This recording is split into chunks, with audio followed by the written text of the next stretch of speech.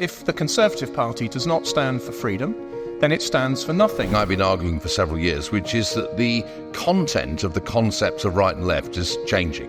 The really big dividing issue in politics now is that about national identity and about whether you believe in a world of nation states. We need pro-family policies. We need it to be easy for people to have children. Unless you tackle the monopolisation and the sclerotic nature of the British state and the cronyism and conflicts of interest that go between the two, then we are going to get nowhere at all. There's no point in us building 130,000 houses a year if we've got 700,000 net migrants into the country a year. We've got about 20 years until the welfare state is hard into default. That's only going to be about 3 more parliaments, because I don't believe Labour would fix it.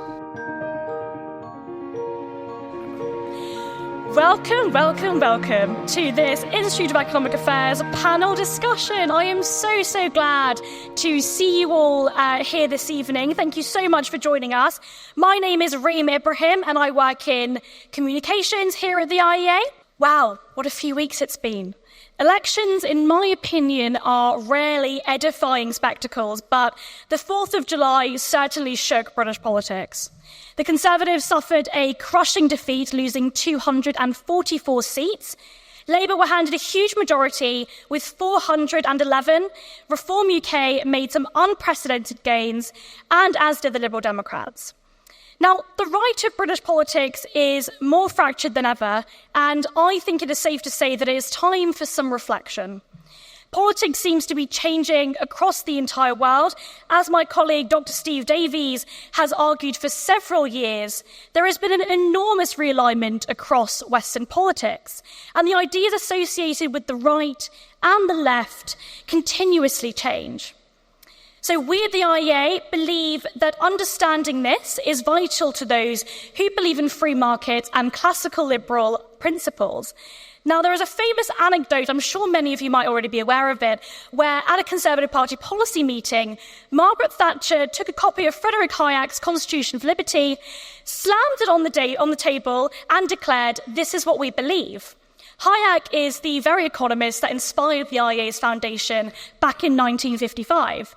Now, since our founding in 1955 that was inspired by Hayek, the IEA has sought to effectively publish research and understand the institutions of a free society, to put forward ideas to make Britain freer and ultimately more prosperous.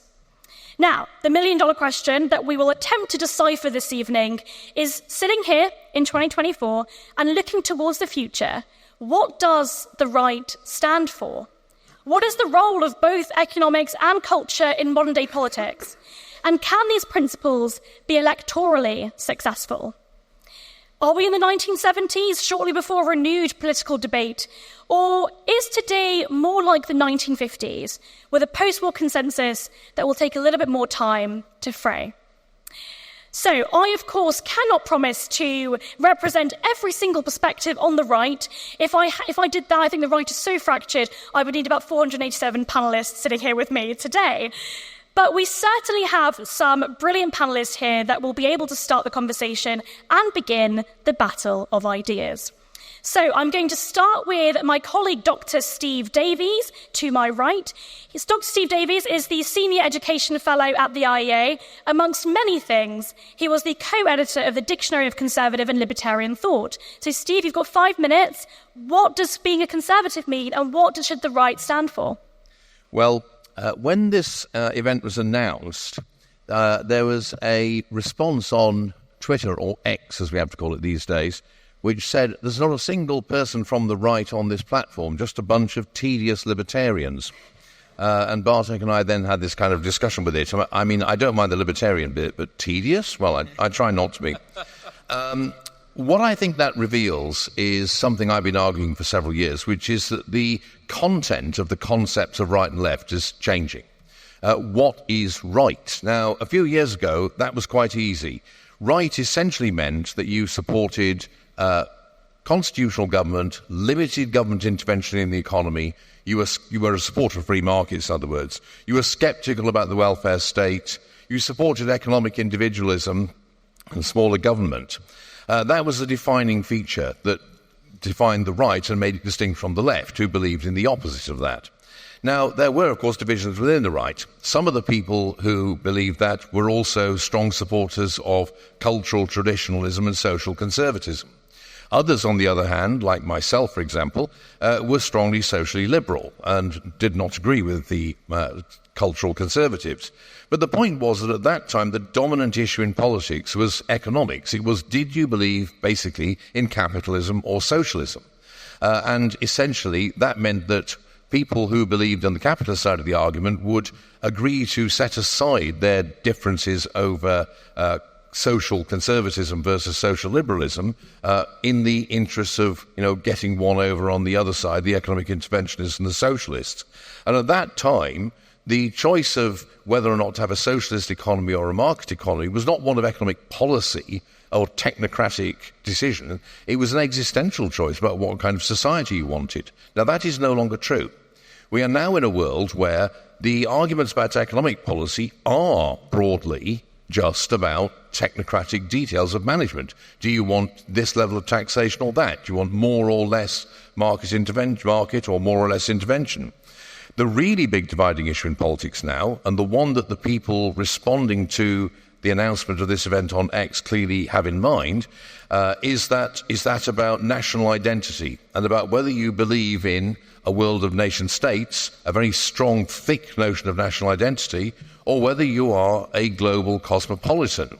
And the kind of issues that divide people now are questions like immigration and the extent to which it should be controlled or even reversed, according to some people increasingly. It's also questions like, do you believe that there should be a regime of international rules and regulations which may be interpreted by the courts as overriding the wills of national democratic majorities expressed through national elections? These are the kind of issues that divide people now. Now, what does that mean? Well, the trend on the right in country after country is towards a kind of politics that combines, on the one hand, strong nationalism, anti-globalism, with an increasingly interventionist model of economic theory, a kind of neo-mercantilism.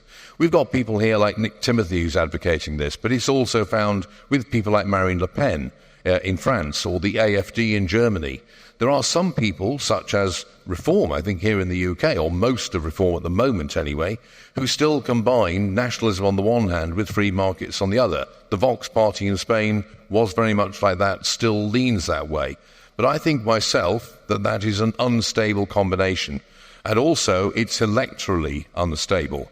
And I think that the direction that what is going to be the right going forward is going to have is the one I've just described, a combination of left of centre on economics in the traditional sense of the term, with strong nationalism and an emphasis on national identity. That's not to say that I agree with that, by the way. It's my diagnosis as to the way things are going.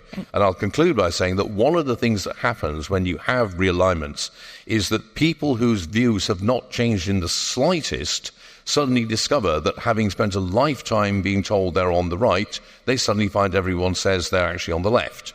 And conversely, people who've been, dyed-in-the-wool radicals or leftists suddenly find that everyone thinks they're on the right. There are many historical examples of this. And that means, I think, that going forward, quite a lot of people who've thought of themselves on the liberal centre-right are going to find themselves classified as moderate left, or even extreme left on some issues. Conversely, we're going to see movement in the opposite direction. Amazing. Thank you so much, Steve. Certainly some, perfect timing and certainly some food for thought there. We also, so next we're going to hear from Jack Rankin, who is a brand spanking new Member of Parliament for Windsor. And so amongst many things, Jack joined Centrica back in 2014 and had a very wonderful career in the energy industry.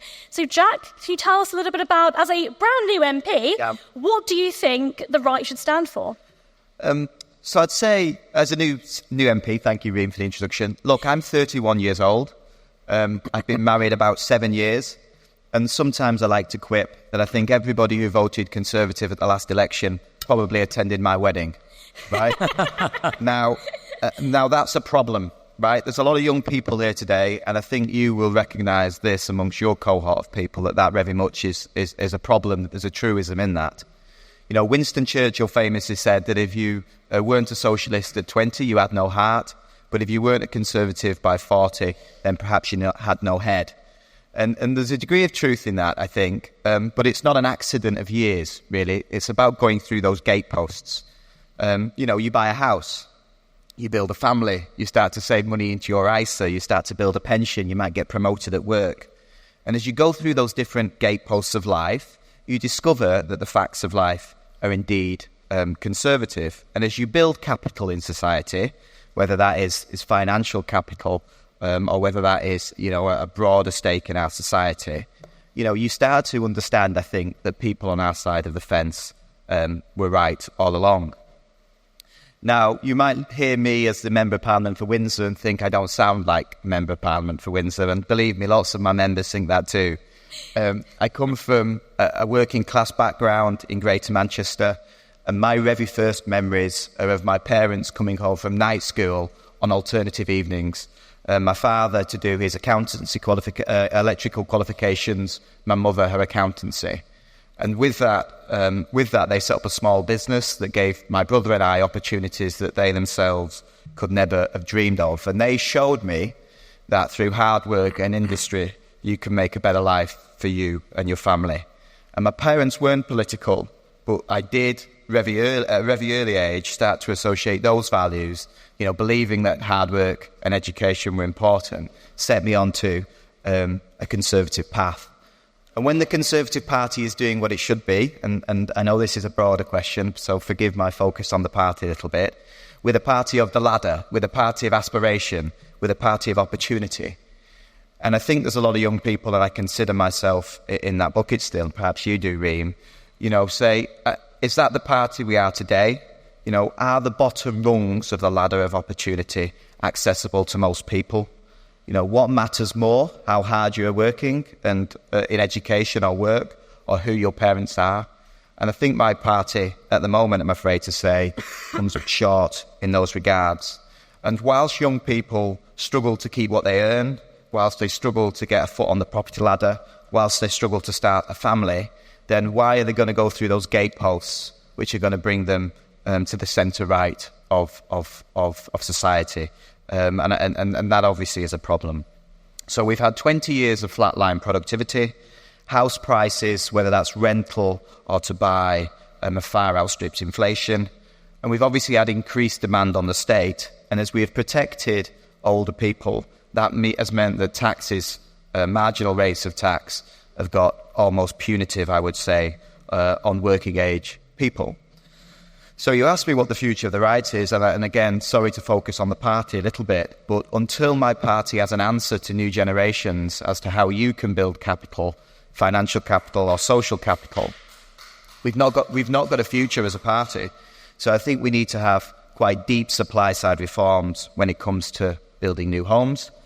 I think we need to have a focus on rebalancing the state towards working-age people and families.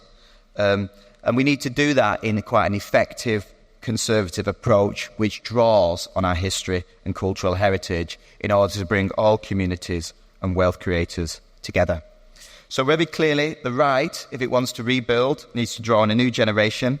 And any answer to that future question, my party really needs to challenge some of our vested interests today, because frankly, our electorate is dying and we need a new generation of young conservatives to join us. Thank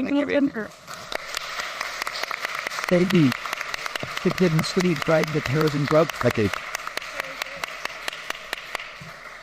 The future is certainly bright, I think. Oh, we've got an alarm. So I think it was wonderful. Well done, Jack. And I think that actually, just from that perspective there, thinking a little bit more about what the actual policy implications of reform could look like. So Jack obviously mentioned very specifically about planning regulation and actually reforming the planning system in order for it to be much easier for us to build more homes. Just a short comment there. Next, we're going to hear from Paul Reynolds, who is on my far right there, not actual far right. And he works internationally as an independent advisor. He worked for government ministers and political opposition leaders in over 70 countries and is the author of The Future of the Non-Left in the UK. So, Paul, what is the future of the non-left? Oh, thanks very much, Reem. Well, distinguishing left from right used to be a lot easier than it is now. The BBC regularly describe people who are sort of market-orientated, or the IA indeed, as far right, and they would also describe Nigel Farage and gang as far right as well. Well, this doesn't make much sense because they're two diametrically opposed. I mean, the protectionism is not quite an IEA thing, is it? Import substitution and monopoly. So, therefore, today it's a lot more complicated. And those who are classical liberals or economic liberals have several enemies.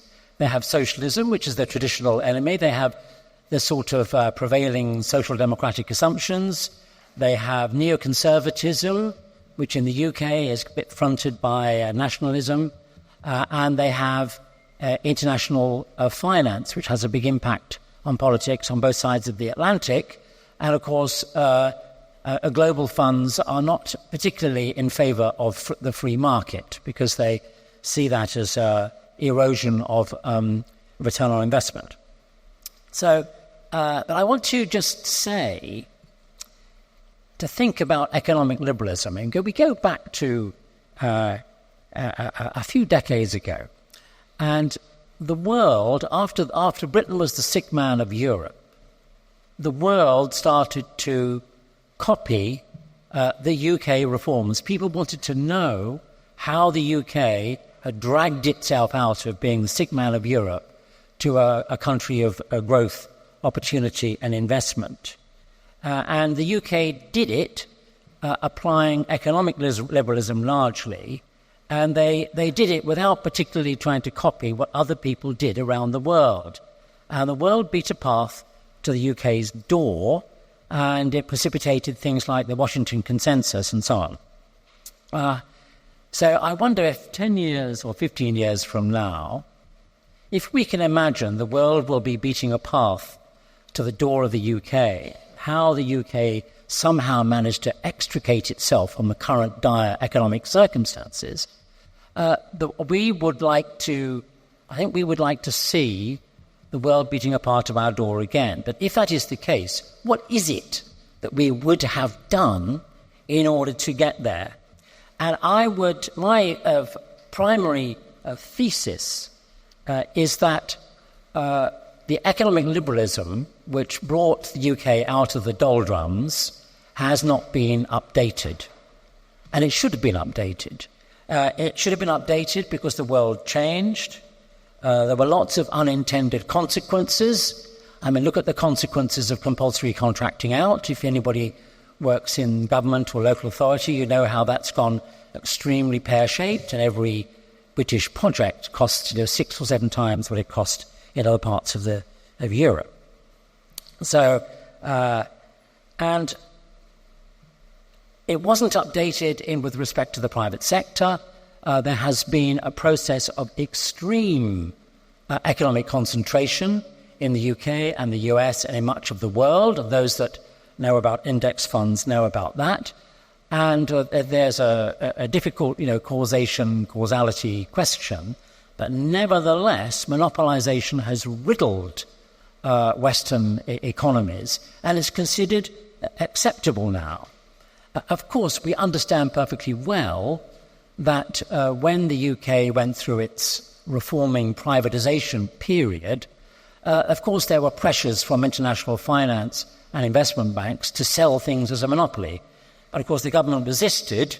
I don't think anyone would say it was particularly successful in that, but it was better than it was before. And there are other things which have happened. The rise of China has given a problem to those that believe that democracy and free markets is the way. And so now we're in a situation where we have to update, we have to remember what we are here for, competition and free markets and transparency and accountability in government, and we have to nail our colours to that mast. Yeah. Very good. You guys have been brilliant with timing today. It's excellent. Right, so that was wonderful. Thank you very much, Paul. And next we have, to my left, Bartek Staniszewski, who is the Senior Research Fellow at Bright Blue. He has been featured in multiple national publications and broadcasters and is the author of various reports, including on democratic business, affordable housing, social security, and racial inequality. Bartek, what does the right mean to you? Thanks very much, Reem. I was asked to answer this incredibly broad question of what the right should stand for in this country. So first, a housekeeping remark. The non-readers of David Hume will often confuse should with is.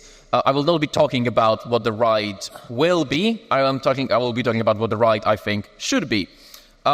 Second, it's difficult to answer this question unless we know what the right actually means, something that my fellow speakers have touched on today. So I want to go for a few options. I am surrounded today by tedious libertarians, so many of them will think that it's something to do with liberty. As I'm sure many of you are aware, the origin of the term right-wing dates back to the French Revolution, when those in support of the revolution sat to the right of the king in the National Assembly, and those in support of the revolution sat to the left of the king in the National Assembly, and those who supported the monarchy sat to the king's right. But of course, the famous motto of the revolution is liberté, égalité, fraternité. That distinguishing thing for revolutionaries, for those who sat to the left of the king, in comparison to the right, one of them was liberty. So clearly, it's not just to do with liberty, because it's something is actually one of the originating values of the left. Okay, maybe it's about the definition of liberty.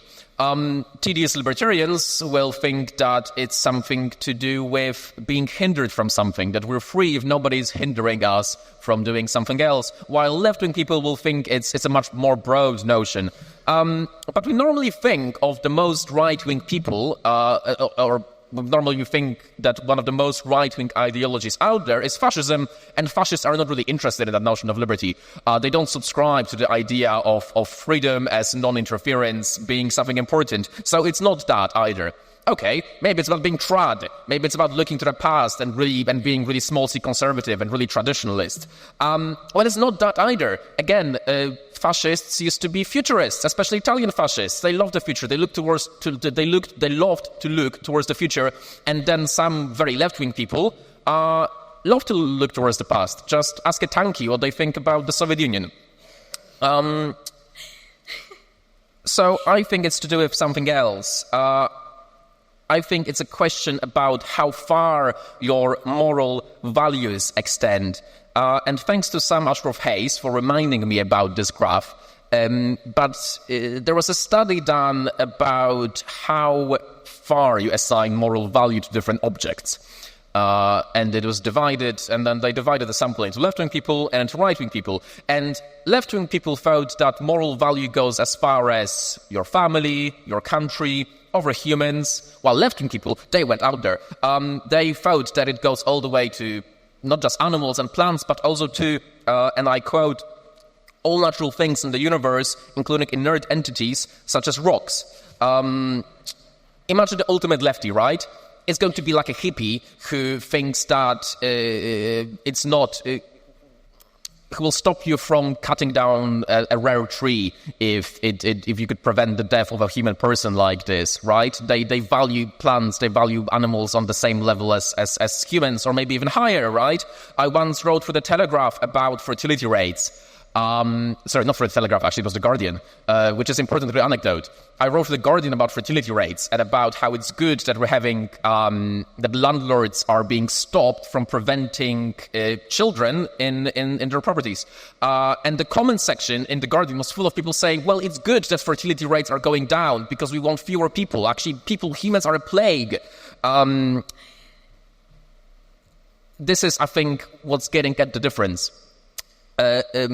Right-wing people are moral realists. They think that certain things, certain people, that humanity is more valuable than other things. Left-wing people, they assign moral values so broadly, they assign it to all things in the universe, And of course, if everything is valuable, then nothing is valuable, right? The right recognizes that some things are objectively good and other things are not.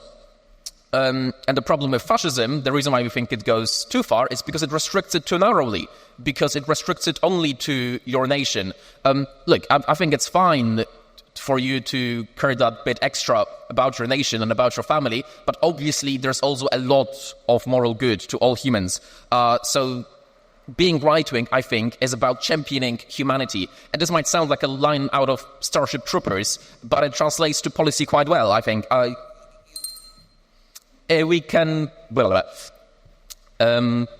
We need pro-family policies. We need it to be easy for people to have children. We need it to be easy for people to start families. We need affordable housing so people have the space to have those families. We need growth. We need to champion humanity. We need to have productivity. And it's not just about humanity being a good thing. It's also about certain acts being better than others. And I'm running out of time, so just a word of caution there. Yes, it is better to do certain things than other things. It's better to be humble than to be proud. It's better to be diligent than to be lazy. But you cannot do a good thing unless you're free to do it. You cannot be forced into doing the right thing. You can only do it because you're free to do it. So we need to make sure that people are free to take the right choice, and we can maybe make it as easy for them as possible, but we can never force people to do the right thing. Perfect. Thank you very much. Wonderful. Certainly some diversity of thought so far on what the right should look like in a normative sense, but also what it is currently. Hopefully we'll get some good discussion once we get to the audience. But last, but certainly not least, we have to my left, who's a guy who's certainly not on the left, the Right Honourable Steve Baker, FRSA. He is a former British politician who served as the Minister of State for Northern Ireland between 2022 and 2024. He ran several notable campaigns as a backbench MP, earning epithets such as Rebel Commander and the General. Steve, what should the right stand for? Freedom, in a word, Reem, freedom. And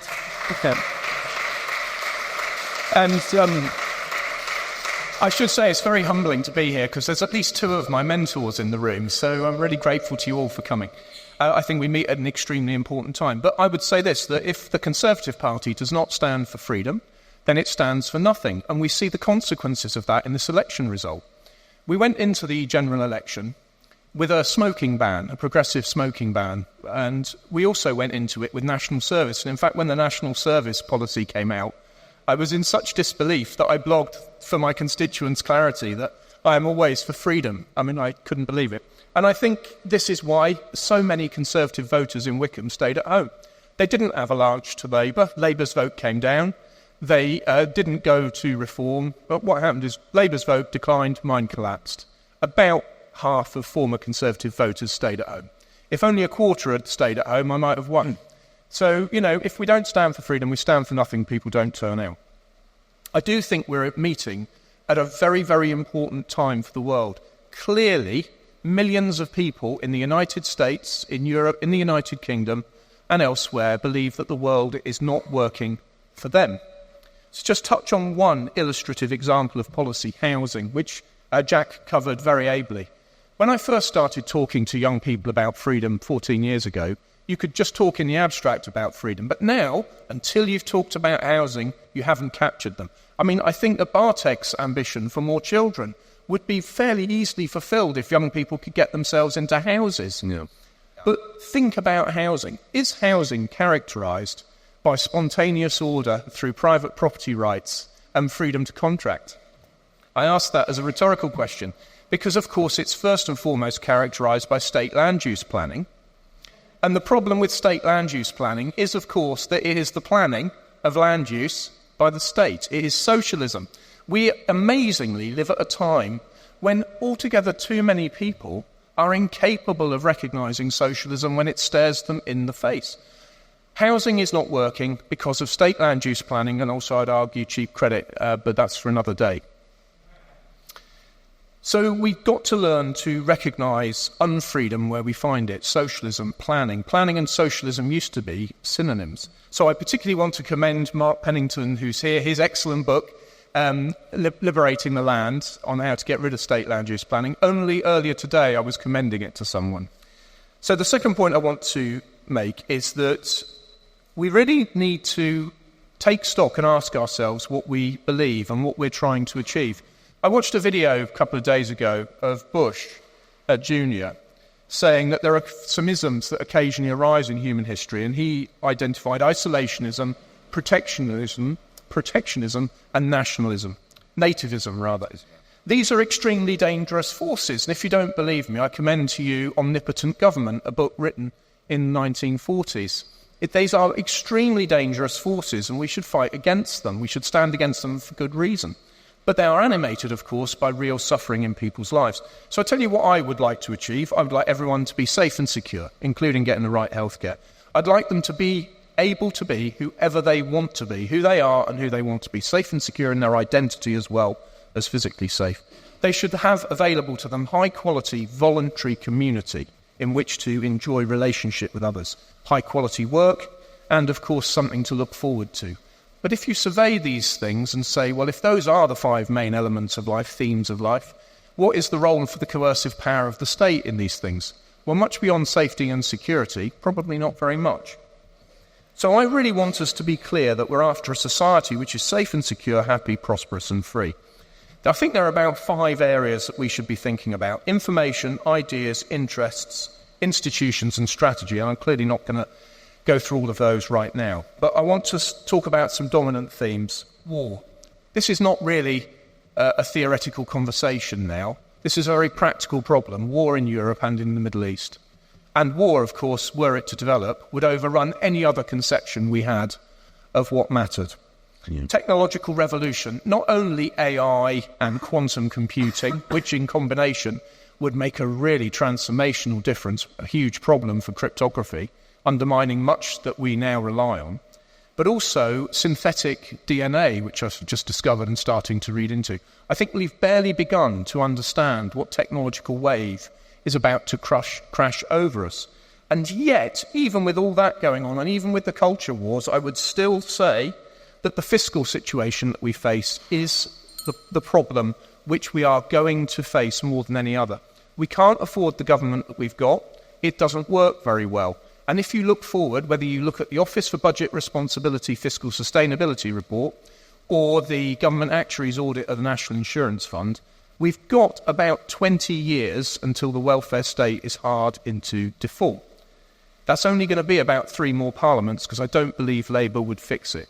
So it's a call to action then. First, have good hope, because we do actually know the answer to the difficulties that we face. It is to seize hold of and maintain your grip upon the principles of a free society, civil society, the rule of law, justice, property rights, freedom. So seize on to the principles of a free society, maintain good cheer, but always say to yourself, whatever problems we have, they were not caused by freedom. That was excellent, Steve Davies.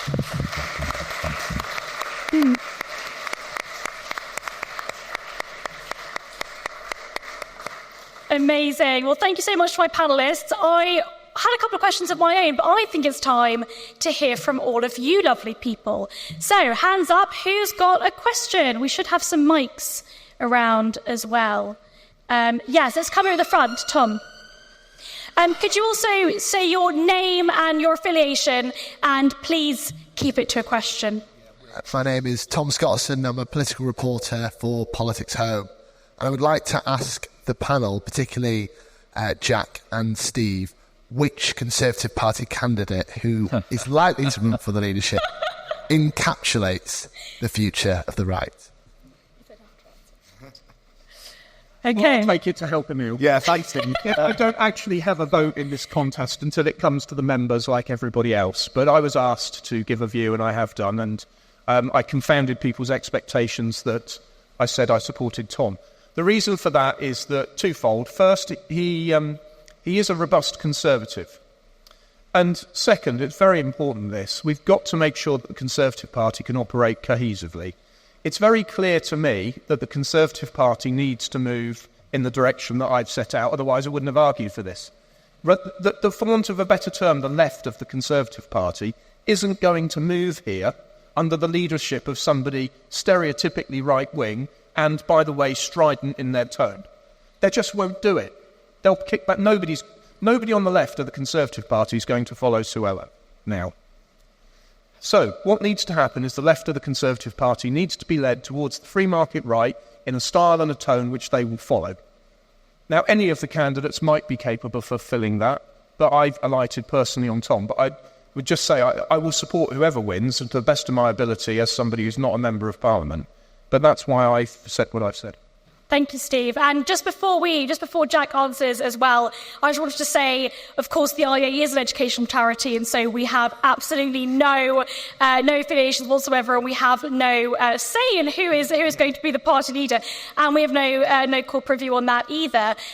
We can talk about the ideas, but Jack, if you want to answer the question in your own way. Yeah, well, in your own way, yes, because I'm not going to answer the question. So, let me start as a new MP, just as people complain about MPs forever. But I'll offer some thoughts on that. So, I think people need to recognise the enormity of the defeat that the Conservative Party has just faced. Right, the electorate is always correct, and frankly, we got a battering. Right, so I think if the Conservative Party is to be part of the future of the right in this country and come back to office, as I hope it will be, we have to digest that. I've articulated in my introductory remarks how I think we need to look at a new generation, but we also need to obviously increase our standard of personal conduct, and we also, to echo Steve's comments, we need to draw together. For every single person on the doorstep I found who said the Conservative Party was too socially democratic, which might be the views of some people in this room, and then for others who thought it was too right-wing, you found 10 who thought we were fighting like rats in a sack. So we do need, I would echo Steve's comments, that we need to work together cohesively. But I'll be looking at candidates that really want to talk about the future of the party, and certainly aspiration and opportunity are things that are very, very important to me. Wonderful. Thank you, Jack. We'll take questions in 3. So let's start with this quarter. The gentleman at the front. Bernard Herman. I think this is a question for everybody, but through his political experience, Steve Baker would be the most suitable person to answer this question. What act of political madness led the government to go to the polls when the opposition was 20 points ahead of them consistently? And furthermore, the Reform Party took 4 million votes. And my view is at least 2 million of these people should have remained with the Conservative Party. What immediate methods and policies should be used to at least bring these people back on board? Wonderful. Thank you. And other questions in this corner? Yeah, let's go over here.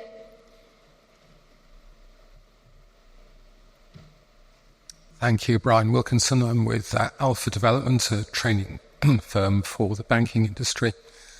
I think one of the words we haven't mentioned here today is wealth and wealth creation. Governments over the last 20, 25 years, certainly in my lifetime, have successfully, and I agree with Jack here, removed the rungs to wealth creation. Our university system is completely against wealth creation. It produces useless degrees with no added value. We have no possibility, as Bartek mentioned, for people to build a stake in society through being owners of property. And then finally, we have the indignity of capital gains tax being mooted on as a double taxation to inheritance. And I believe that inheritance tax is one of the clear blue water issues that the right can embrace. Why is it that governments believe that they are able better to redistribute family wealth than families themselves? Inheritance tax should be abolished now, and I would like your views on that. Thank you. Any other questions? Yeah, let's take that gentleman over there. Wonderful.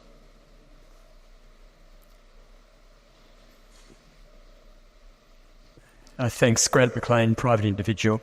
To Steve and Jack, should I'm Australian, as you can gather from the accent, and there's been a historical, successful Conservative coalition between the Liberal Party and the National Party, formerly the Country Party in Australia, which, since the formation of the Liberal Party post-Second World War. In that context, should the Conservative Party seek an accommodation with Reform UK and seek to stand in the next election in a sort of loose alliance or formal coalition, so that Reform UK and Conservative Party candidates are not competing against each other in electorates? Wonderful, thank you. Steve Davies, I wonder if you could answer that last question, sort of about political realignment, but also specifically if you think that in this world, in the future, that a sort of pact between the Conservatives and Reform UK could exist. My direct answer is no, I don't actually. I can conceive of it maybe happening, but I think it would actually be deeply counterproductive, and I'll very quickly say why. I don't think the Australian example you give of the rural socialists of the Country Party being allied with Menzies' Liberal Party translates over here. The problem, I think, that the Conservative Party faces, and I'm speaking as somebody who's got, I can honestly say I've never voted Conservative, and I'm never been a member of the party, is that it used to be the case that the right of British politics was the Conservative Party, but that is no longer true. We now have two different kinds of right. And one, an emergent kind of right, I think, is actually anti-liberal. It's opposed to the kind of liberty-centred view of conservatism that Steve Baker and Jack Rankin between them have both articulated. Now, the thing is, you might say, OK, you've got 4 million Reform votes, you've got however many million votes it was the Tory party got. If you put them together, you've got a total share of the electorate, which is not far behind Labour's total, in fact. But if you were to have a pact of that kind, I think, sure, you would get about half of the current Conservative voters going along with it, but you'd lose another half, probably to the Liberal Democrats. On the other hand, if the Conservative Party does go down the route I would like to see it go down, the kind of route that Steve Baker has advocated, then I do think you're going to lose a significant number of votes, probably permanently, to a new insurgent party on the populist right, whether that's Reform or something else. And this is just, I think, a very difficult structural problem that the party faces at the moment. Wonderful. Let's go Paul and then Bartek can come in.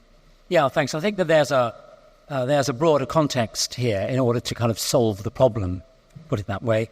I'm not even sure that the brand Conservative Party, I'm not sure if the brand will survive. Yeah, I agree. And there's a particular reason for that. I mean, let's think about the problems that the UK has to solve. Very high debt, highly monopolised economy, low investment, very, very high non-discretionary spending in government, a vast army of the unworked, if I can use that trendy phrase, terrible state services alongside very high taxes.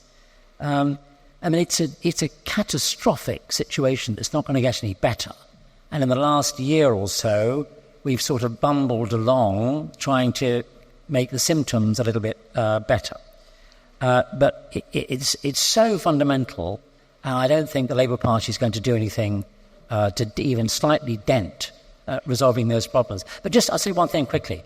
It's not just, I really want to appeal, it's not just ideological or party political, the question of the future of the kind of non-left, as I like to put it. The quality of policy making in the UK has declined considerably. Really very, very poor indeed. The quality of legislation as well. The ability of the state to separate private interest from public interest has gone downhill very fast for all kinds of reasons, not necessarily linked to party politics. The government has become much more top-down and bottom-up. And these are important dimensions. If the Conservative Party think that they need to shift to the right because of reform, they're making a big mistake, because it's not just immigration-related things which attract people to reform. Yep. It's the fact that they're down to earth It's bottom up. They listen to what people say of all walks and colours, and therefore it would be a mistake just to eliminate that. To think seriously about how to engage with the public and look at policy problems from the public's point of view, not always the blob's point of view. Wonderful, thank you. Bartek.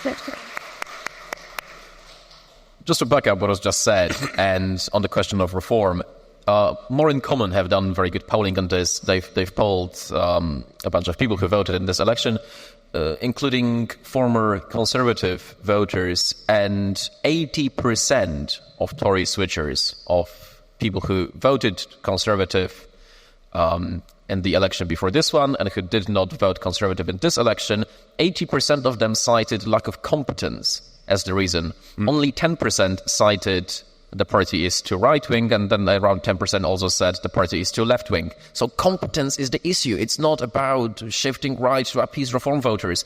Indeed, they also polled reform voters. 60% of reform voters said they would never, ever consider voting for the Tories, no matter what they did. So this is not like an electorate that's really easy for the Tories to win back. The question is not shifting to the right. The question is actually being a competent party. Wonderful. Thank you, Bartek. Right, so I'll take the first and the third questions together. It's a subject very close to my heart about accommodating reform. Nigel Farage and Richard Tice made absolutely the right decision not to stand candidates against incumbents in 2019. Why did they make that decision? Because somebody reached out to them and met them very privately and began the process of persuading them not to do it because the consequences would be adverse to their own cause. And the person who did that was, of course, me. And so, and I had a cordial word with Richard Tice in Portcullis House yesterday, the details of which I'm not going to share with you, but anyone could, like plenty of journalists might have seen this. So I do know them, and I quite like them in many ways. But what I would say is it's impossible to reach an accommodation with someone who wants to destroy you.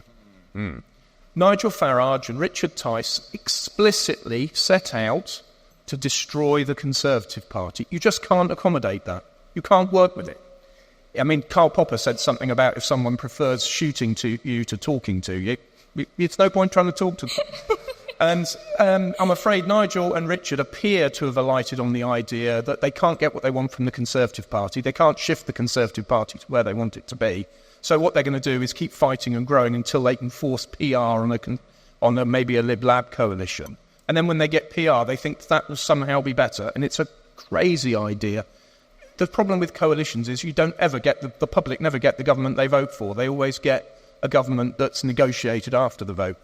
So it's an extremely difficult structural problem, as Steve says, but my view is that rather than allowing nationalism and isolationism and protectionism to arise and then trying to go with it, we should actually be leaders as politicians and as informed members of the public and intellectuals. We've got several in here, and we should try to shift the public debate. I've got some ideas for a structure I'm going to set up, which I've discussed with Reem. She liked it, so I'll do it.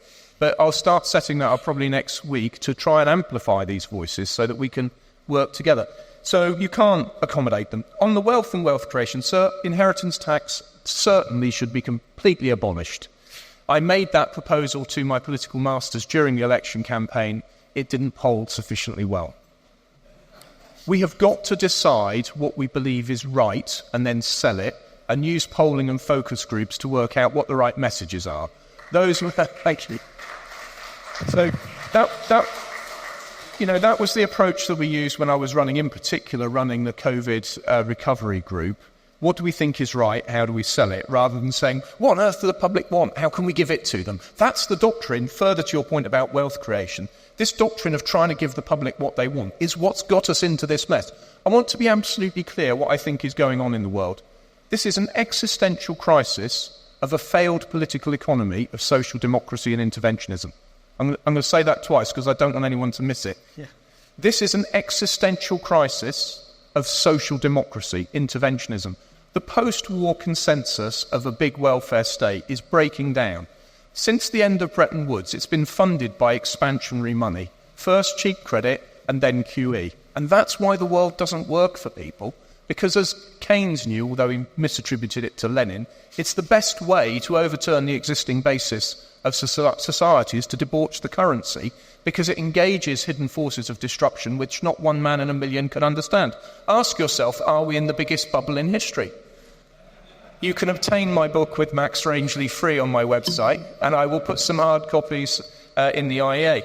But wealth creation, absolutely, because the fundamental problem we have, and have had for a long time, is we've been living chronically beyond our means, and ultimately, as rulers always have, ultimately covering it by debasing the currency. And that system is currently ending.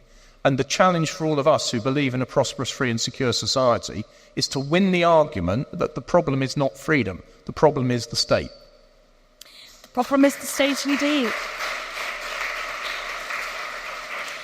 Very good. And just on that point very specifically, before I get Jack to come in as well, in terms of, before the election, we're thinking about the fact that in more than half of constituencies in the UK, more than half of expected voters, so based on historic trends in voter turnout, more than half of those voters were over the age of 55. And so even just when we're thinking about the way in which we talk about wealth creation, but also the way in which the kind of balance between those two things, actually even politically for all parties, there is a political incentive to cater towards older people, because they turn up at the ballot box and ultimately mean that people like you get to keep your job. So, absolutely true. Jack, what are your thoughts on a couple of those questions? Feels daunting to follow Steve's highbrow answer, but I'd largely agree with the remarks he made at the beginning of his introduction, that there can be an accommodation with Reform UK, primarily because they want to see the end of the Conservative Party. But what I would say about Reform UK is that, it's our fault, right? There's a reason there is an insurgent party on the right, and that's because of policy failures of the Conservative government. Obviously, immigration is the most obvious one.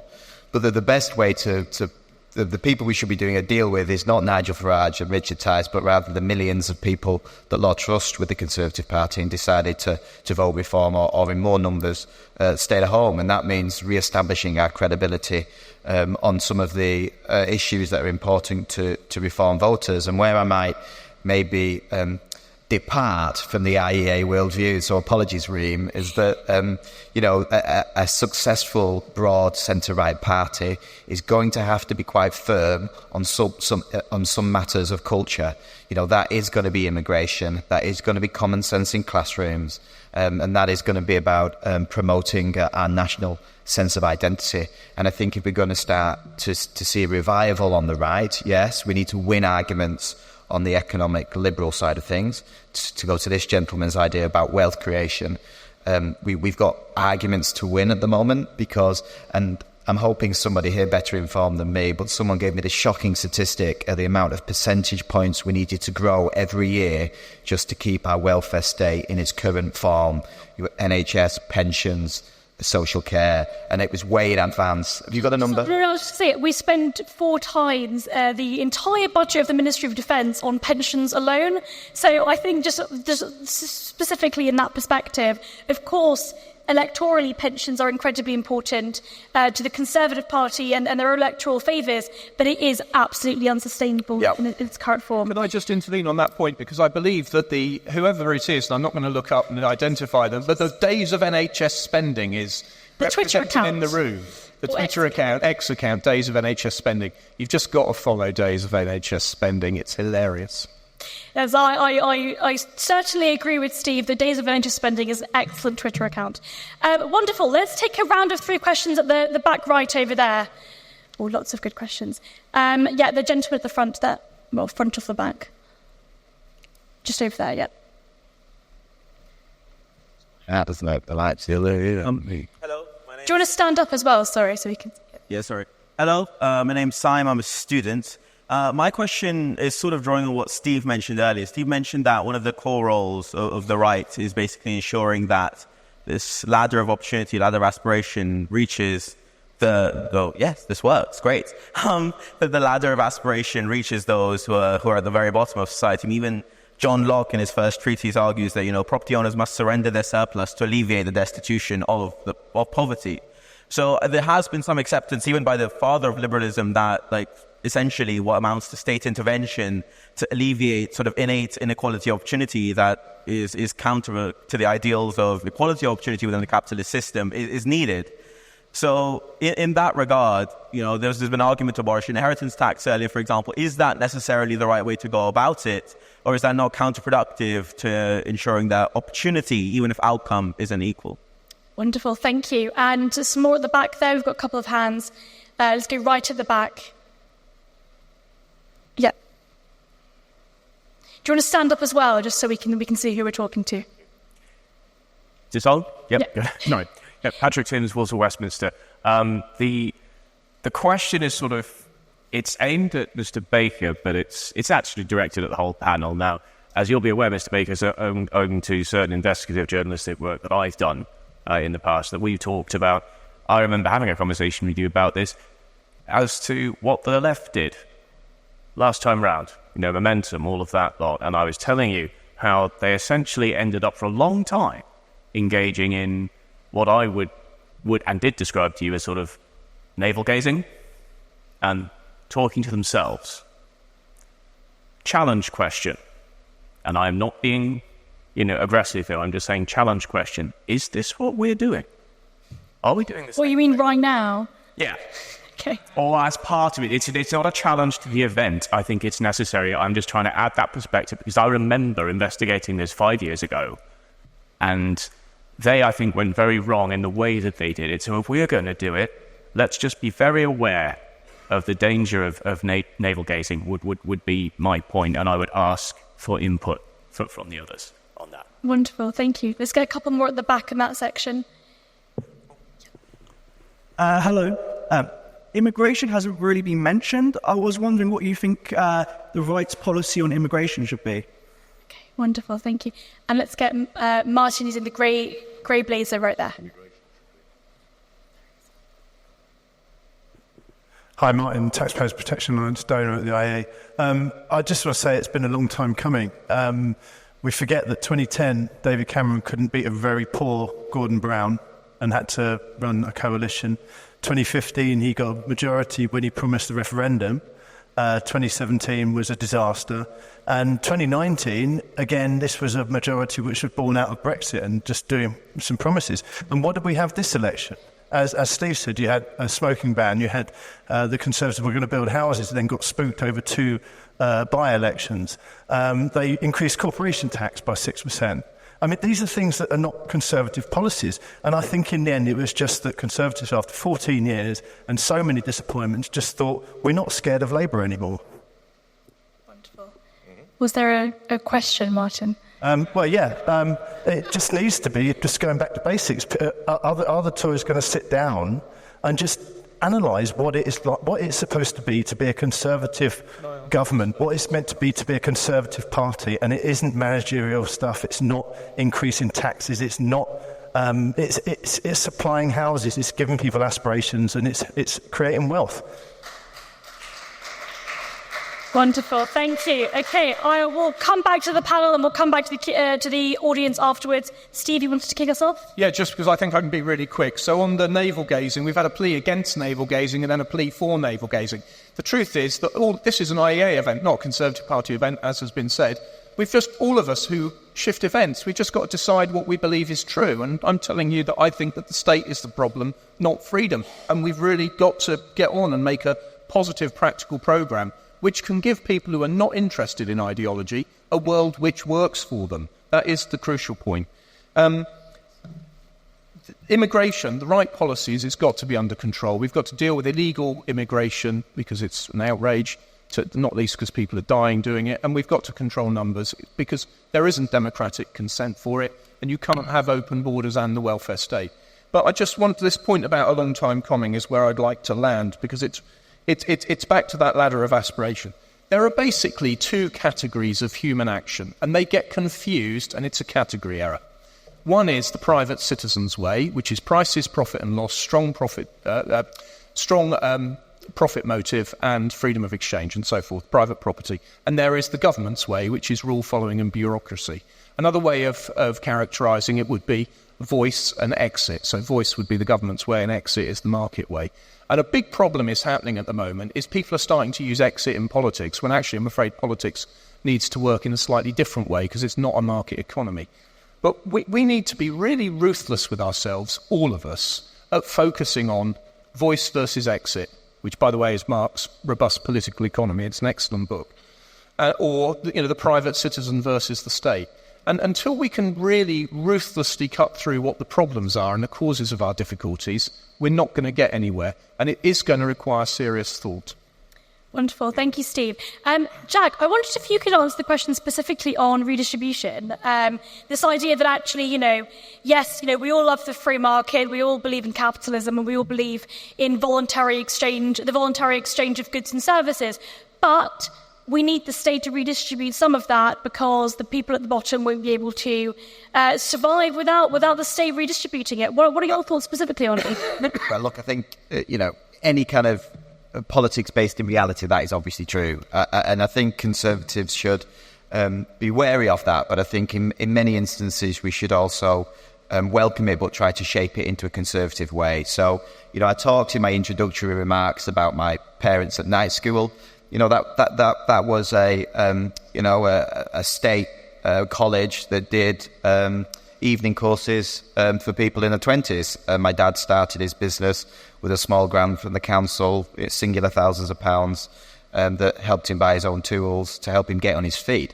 And so the kind of state intervention I would like to see is the biblical proverb. It's the help teach a man to fish, don't give him fish. I've got that completely wrong, haven't I? Right? We got what you meant. Okay, but I think you got the gist. And so if the state's doing that, what it's doing is elevating people, right? As opposed to, I grew up in a part of the world where a huge amount of the population was either on unemployment benefit or worked for the state, and the Labour Party peddled the politics of grievance and dependency on me. So the state was there as something that kept people down. But I think we can help people up with state, and we just have to be careful about doing that in proportion. Wonderful. Steve, could you jump in on that? Do you agree? Do you think that the state should be redistributing? Well, I'm not in favour of redistribution as purely as the basis of the welfare state. And as has been said, the welfare state we have is not going to survive because, quite simply, it is financially unsound because it's been run on a pay-as-you-go basis all the time rather than a properly provident one. I think, however, it is inevitable that there will need to be collective action by society in order to provide that ladder of opportunity that was being spoken about. What you want is an enabling state rather than one that redistributes things, and that's the kind of thing that Jack was talking about. Relatively low-cost measures which simply provide the opportunities or the means by which people can then use their own initiative to improve themselves. And if you're wanting to restore that ladder of opportunity, what you need is not yet more, by this point, impossible state redistribution. It's things like addressing, above all, the problem of the complete inability to build anything in this country. That is perhaps the biggest single block to that. The education system, I think, has completely lost its way. Not so much because of the content of the education as because it's become essentially a certification machine. The main point of education now at every level, but above all at higher education level, is not to actually acquire knowledge or to pass on skills or abilities. It's to acquire bits of paper that then give you a ticket in the lottery for high-paid, high-status work. When I graduated, and that's distorted it. When I graduated from university, my dad said that was the most expensive piece of paper that you'll ever. So I think we need to do all that. Could I also quickly say something about the immigration question? I think Steve Baker is right. Politically, the feeling has to be widespread that this system is at least under control, that you're not dealing with something that's completely random and out of control. But I do think that there has to be a very serious national conversation about this, because a lot of people, basically, in this as in other subjects, want to have their cake and eat it.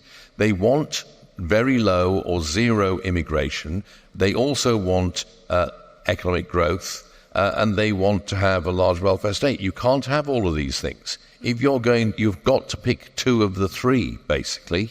You could be like Japan and have the state welfare and ethnic homogeneity and low immigration, but then you don't have economic growth. There's a basic trilemma there.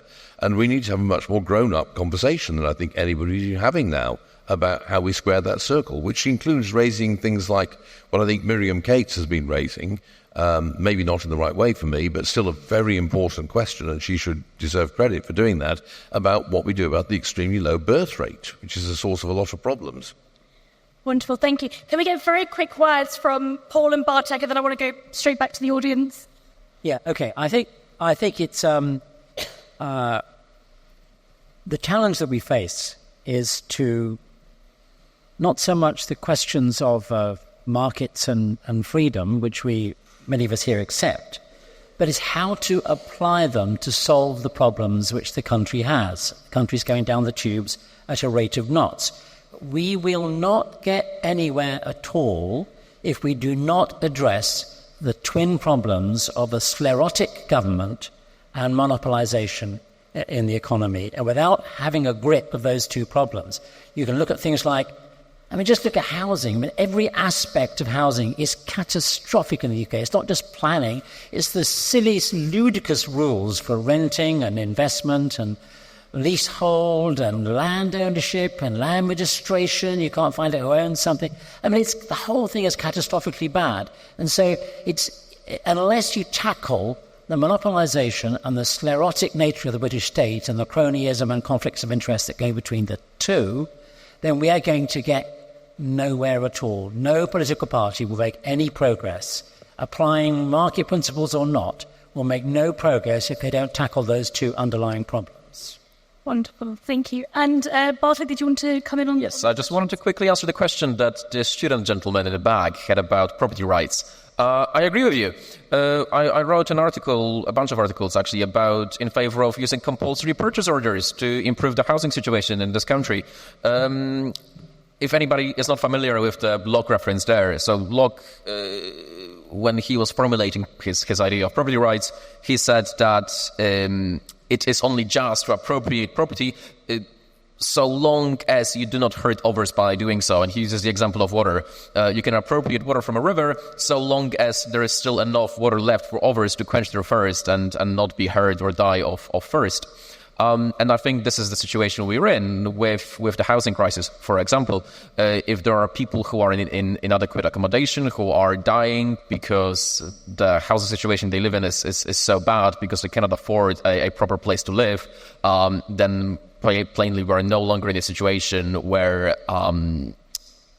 those property rights apply in an unrestricted way. We are in a situation where we would be justified to appropriate property in order to help those who really, really, really, really need it, which is what would happen with compulsory purchase orders, where we would appropriate land at a price that we effectively dictate, and then we can build more cheaply on it because we haven't had to pay the extortionate price for land that is the case in this country. In case you're not aware, around 70% of the cost of development in this country is just the value of land. Anyway, I just wanted to say I agree. Wonderful. So definitely some disagreement there. Let's go to the back left sort of quadrant. Let's just at the front. There we go. Have we got the mic? Yeah. Wonderful. Hello. Savage. I agreed with most of what the panel said about housing, but so does most of the Labour front bench. So I'm just wondering what the specifically right element of that is, or are we at a point of happy consensus? Wonderful. And let's grab... Somebody's pointing to somebody else. Your friend wants you to speak, so let's get that person. Hi, I'm Zoe Zhang, Cambridge University Conservative Association. I was wondering if anyone, I don't really care who this goes to on the panel, might think, well, concerning the whole title, The Future of the Right, we've heard a lot of discussion today, rather lively discussion about what the right even is. And to be fair, I'm getting the sense that there isn't really a satisfactory one-size-fits-all definition.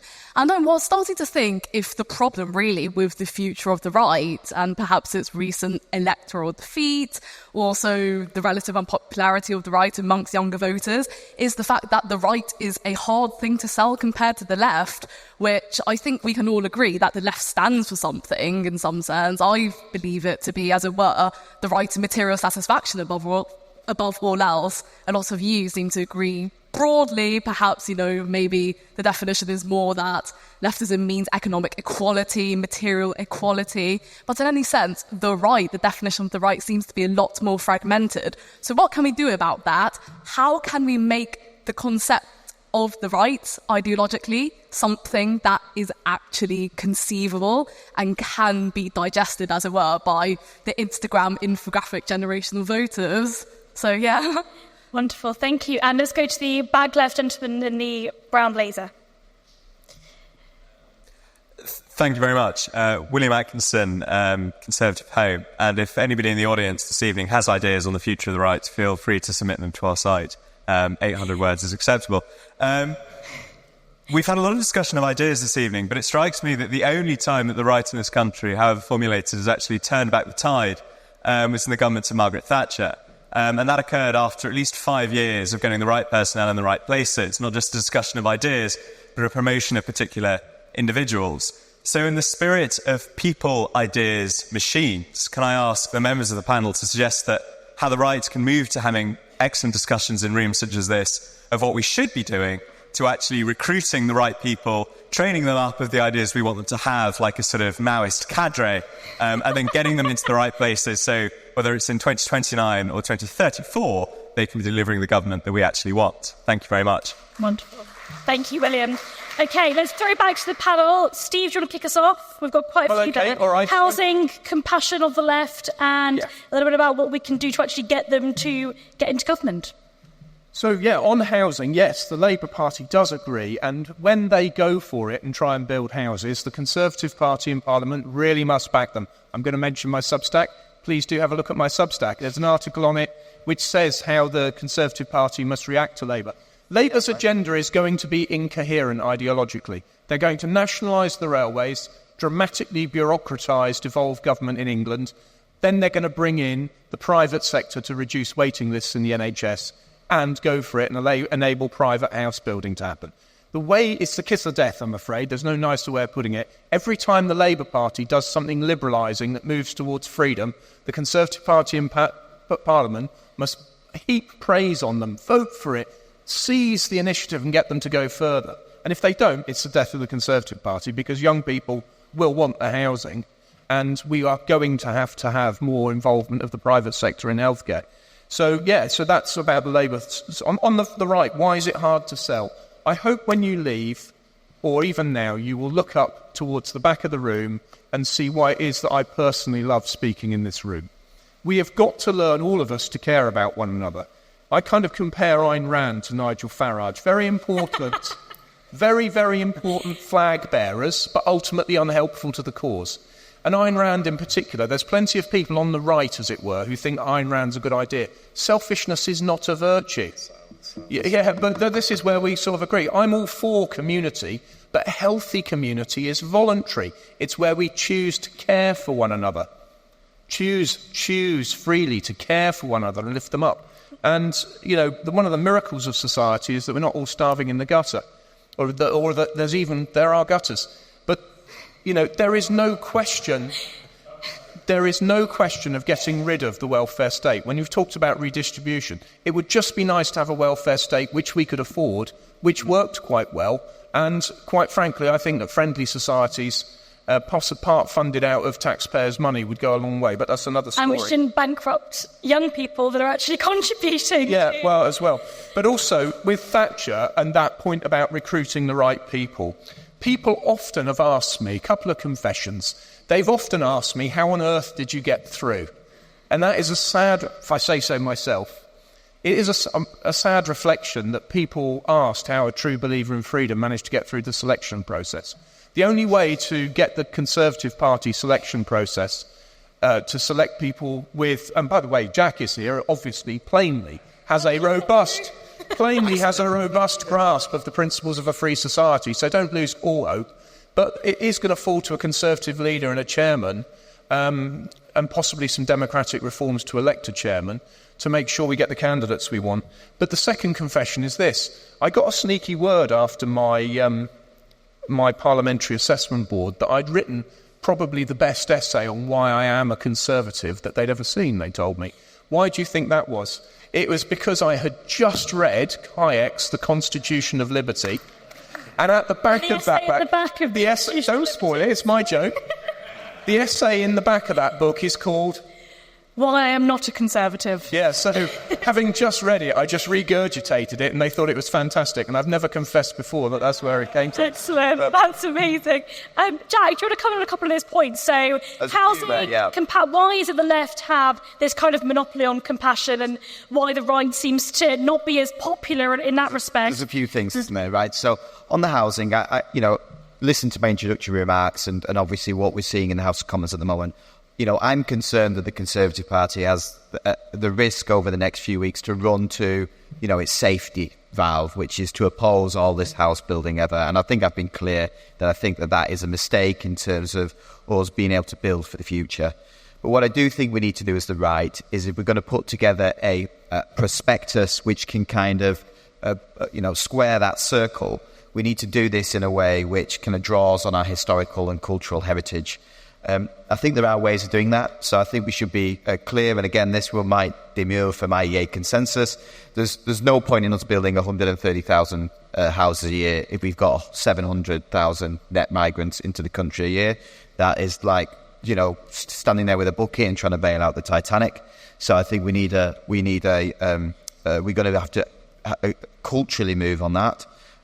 But I also think there's things like we should have done more in government about the densification of London, right? London is a half of the density of Paris, and we didn't hold any of those seats anyway, right? So I just can't understand politically why we wouldn't do this, because it kind of helps to solve the next generation stuff. But obviously the Conservative Party is always going to have a problem with building in the metropolitan greenbelt around London. But there are options which I think... we can get the right coalition together. Just to the lady's point at the back about the splits on the left or the right, I think we've been too self-indulgent on the right in terms of putting ourselves into various shades of families. We need to learn the lessons of that. On our first day in the House of Commons, we had an induction. All the new MPs were in the chamber. We all sat in our areas. I'm sat there with a block of 26 other MPs facing a wall of 250 plus red MPs. And that really puts into context any, difference about different shades of blue. And the right needs to relearn that we're a broad coalition. And if we are to come back to government, then we're going to have to get comfortable with one another again. Would you get rid of the green belt? I don't think that's going to happen. Okay. Sorry, can we come back? So I'm going to just do 3 more questions from the front, so I've not looked in the audience, and then we'll all come back on final remarks, if that's okay. Yes, gentlemen here at the front. We've got the microphone.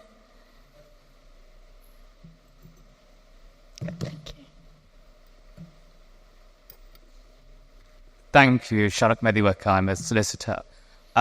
We've heard a lot about different families that's been put on the right, and a lot of the post-election commentary of the Conservatives in particular has been this as a choice between moving to the right and going after, going after reform voters, or moving back to the centre and trying to claim back those who moved to Labour or the Lib Dems.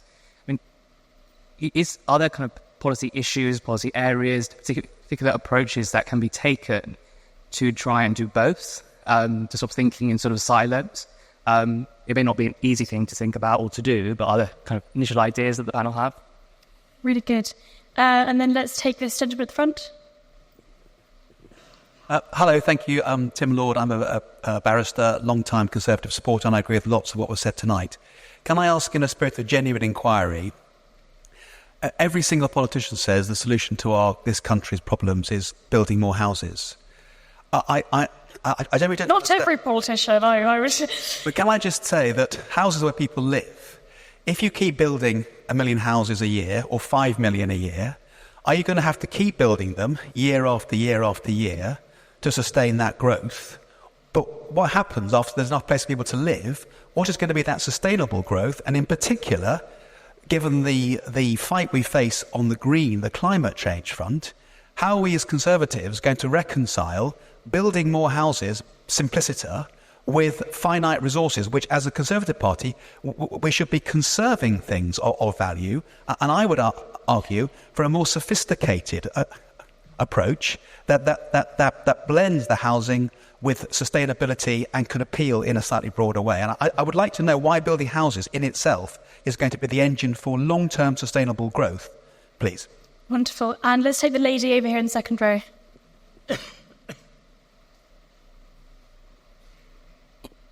Thank you so much. It's been a really interesting discussion.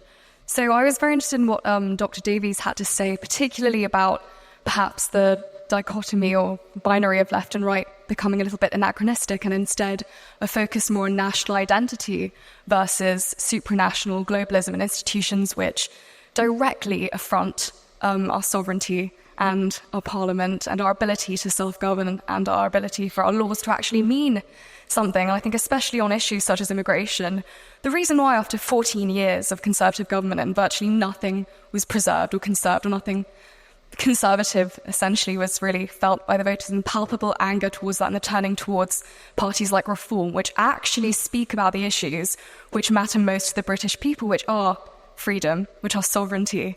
And that was made clear during the Brexit vote, and that was made clear again in 2019. What matters most are these ideals of sovereignty. And when it comes to issues like immigration, I think it's just anything other than the truth, which is we cannot do anything. We can't have secure borders unless we actually leave institutions like the ECHR, unless we remove ourselves from being members of the Council of Europe. We are effectively under the jurisdiction of a court at Strasbourg. That's not what the British people want, and I think this is what we need to focus on. This is true liberty, this is true justice, and that matters to the British people, so please, the way to save the right and the way to save the Conservative Party is actually focusing on these issues. Thank you. Thank you. That's wonderful. Really good. Wonderful. So we have massively run over time. I'm going to ask for final remarks from everyone. If you can answer some of the questions and also give your final remarks. Let's start with Paul. Oh, hi. I think that housing is a very good example of where the problem of a sclerotic, over-regulated state and the private sector comes together.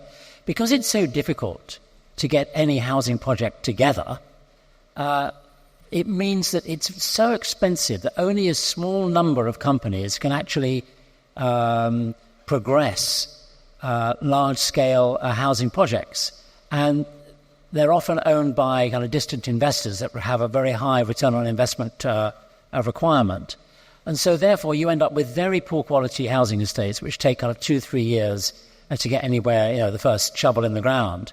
And so it's just, here we have ridiculous and stupid regulations. I know directly from personal experience. So we have to tackle the complexity of it, and we have to understand that there's a lot of conflicts of interest, there's a monopolization, and we have to unpick these problems. Otherwise, we will get absolutely nowhere. Wonderful. Thank you, Paul and Steve. Okay. Well, I agree completely with that, so I won't add anything to that. There's the question about there's the question of why is the right fragmented and the left is not. Actually, the left is fragmented. It's just at the moment it's not apparent or obvious, but there's fragmentation on both sides of politics at the moment. What you've got one of the questions was, how do you recruit the right people? That is a big problem, again, on both sides of politics. What you have at the moment is a kind of machine political process on both left and right that is looking to recruit a kind of standard identikit politician who will basically play well on the media. That's what the main criterion is. And why is the right apparently at the moment more fragmented than the left? It's because of the realignment. that is being pulled apart by the realignment of politics around a new range of issues. We do not have a singular right in the contemporary British scene. What you have is at least two different kinds of right. And as I think will soon become apparent, in about 18 months' time, if not sooner, there's going to be at least two, probably three different kinds of left as well. I think Keir Starmer is going to, look back on his last couple of weeks with a kind of like fond nostalgia next year. He's going to have a lot of problems on his plate. And the final thing is, one of the big questions is, and I think this is one of the big questions, the one that was raised by the lady over here, what is the relationship between national self-government through a democratic political process and international treaties and agreements? And I don't think there's a straightforward answer to this, actually. The way these institutions work at the moment is causing such a huge political backlash of often a very unpleasant kind, I have to say, that really something has got to give. And there are a lot of the treaties that simply way past their sell-by date. But on the other hand, I don't think we should go down the route of having no international agreements. That would be, in many ways, particularly in the area of trade, absolutely disastrous. So we need to redo this. Wonderful. Angelic? Yeah, I wanted to finish on a positive tone, right? So we've obviously, and again, sorry to focus on the party, disastrous result, but it's a forest fire, right? And forest fires are always regenerative as well.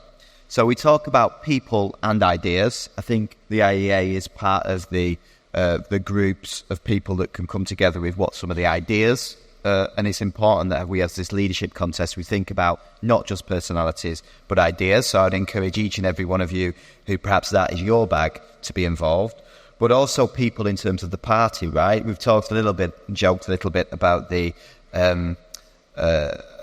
candidate selection, but I would encourage you, to be involved in political parties as well, right? That is where we do actually make effective change in Parliament. And now is an opportunity. I think when it comes to our new leader, we're going to have to lean a little bit right on culture, and I think that means being firm on our sovereignty and being clear that the big building across the road is where our demos expresses its wish. But I think there is an opportunity on economics on the right in order to lead into that. So I encourage each and every one of you that feels the same way to get involved, because a new leader will have the power to recruit new people, recruit new candidates of MPs, and it should be a period of renewal for the right this. And that's an opportunity, as well as obviously the devastation we're going to see over the next few years. Wonderful, Jack. And let's go with Bartek, and then Steve, you can finish. Before I make my final remark, I want to address the question of the gentleman in the front row about housing. There is a genuine concern to do with how much we build, about whether we're going to be able to get sufficient resources in an ethical way to build them, and about how much emissions we're going to release building them. But actually, there's a lot to be said for development being something that's pro-environmental. First, for instance, we mentioned densification of London. If we densify London, if people then are able to make shorter journeys, if they don't have to drive long distances, then the emissions from transport will be cut down, and emissions from transport are massive.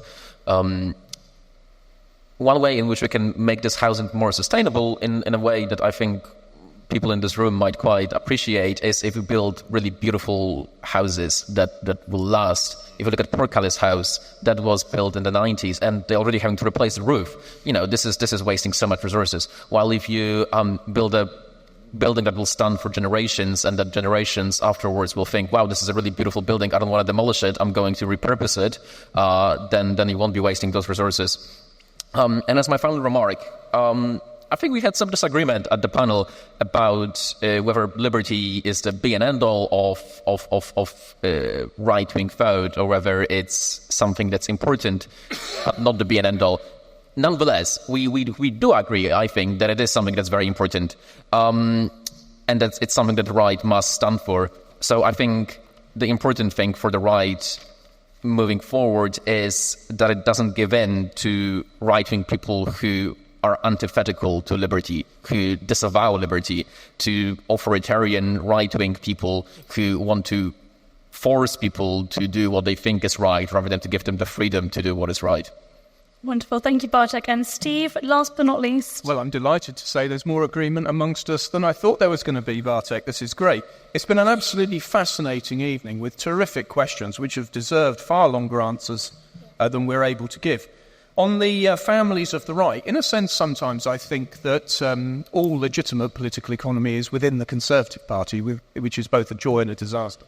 And that is both the desire to advance liberty and also the concern that we might go a little bit too far and we should slow down and be more conservative. But the thing that can unite us, to answer your question directly, is the policies around the human services. We basically need to do the big society, but better and more fully. And that was something that Danny Kruger and I agreed on, and he and I are regarded as different wings. But we are, in the end, all conservatives for a reason. But the human services, the big society. So your question about can we in itself build houses for prosperity, you must be right by implication. The answer's got to be no. I once walked to an IEA event with a then Chancellor of the Exchequer. Doesn't matter which one. Well, it does matter which one, but I'm not going to tell you. And he was, with three of us were walking together, he said to the other one, he said, the thing is, the way the UK economy works is you build lots of houses and pour cheap credit into them, and up goes growth. And I thought, aha, I wasn't mad, I was right, that is what they've been doing. And that's the problem. Why are we so dependent on the cheap credit, though? I'm afraid I've already sort of covered that. We live beyond our means chronically, and you can only tax, borrow and debase. And I'm afraid far too few economists pay attention to monetary phenomena. But you must be right. So I'm afraid I think we're going to have to do a very hard thing in not too much time from now, and that is reform the way the monetary system works. And unfortunately, How would you reform it? Well, how long have we got? It's been such a long evening. Well, I would not trust monetary policy to the Bank of England, just like Richard Cobden, which is why, of course... Would you get rid of the Bank of England? I absolutely agree with Bagehot. If you read Bagehot's book, Lombard Street, which is the original handbook of central banking, you will be amazed to discover that Bagehot wasn't in favour of central banking. It's just that he said there was no manner of use proposing to abolish it. If you want to read the chapter, it's on the Cobden Centre website, and you'll find it easy enough. But no, there should be no central banks. It's the most... You've set me off. I knew what I was doing. There are basically three kinds of socialism. The least dangerous is the obvious kind that wants to nationalise everything. The centre ground socialism is the one that believes in free markets but not in infrastructure. And that is fairly easy to call that, and you can sort of tolerate it, but it is still socialism, that the state needs to build all the roads and railways. The most dangerous form of socialism, this is not me, by the way, I can't remember the author's name now, but it was a very interesting author. But the most dangerous form of socialism is the one that is radically right-wing superficially, but believes in central banking. What is the fundamental point about central banking? It's the Monetary Policy Committee and the Financial Policy Committee and the Prudential Regulation. They're all committees of planners.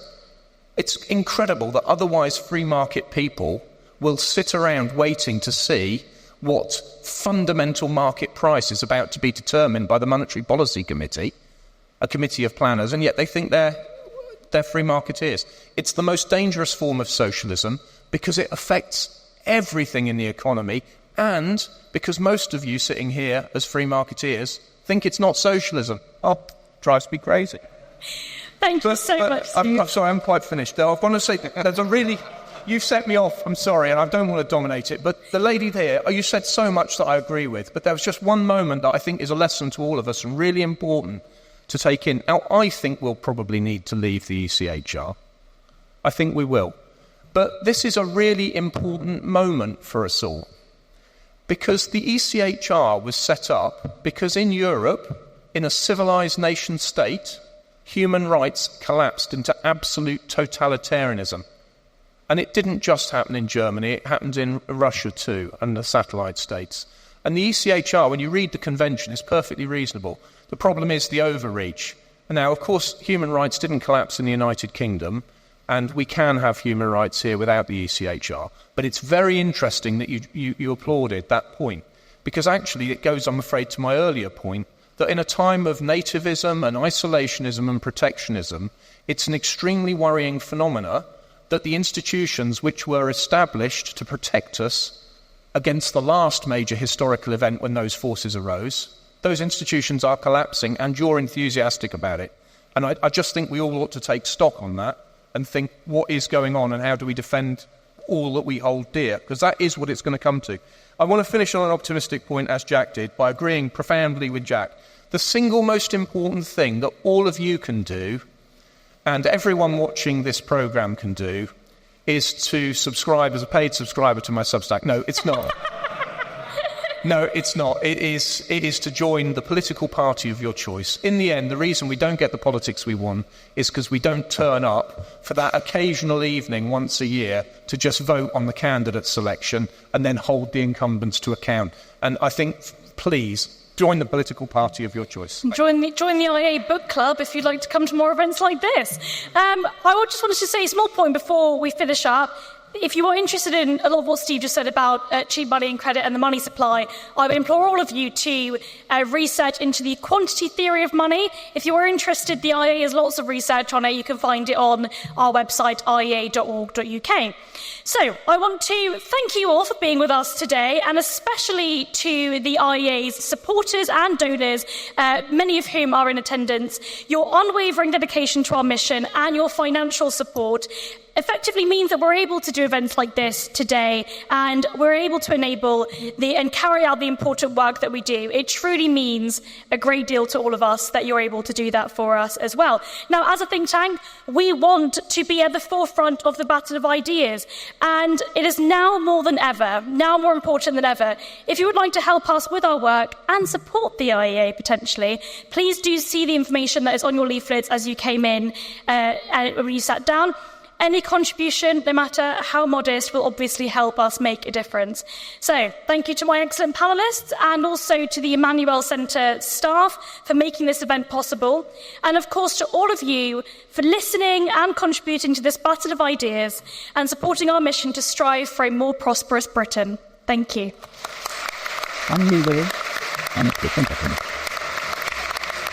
Right,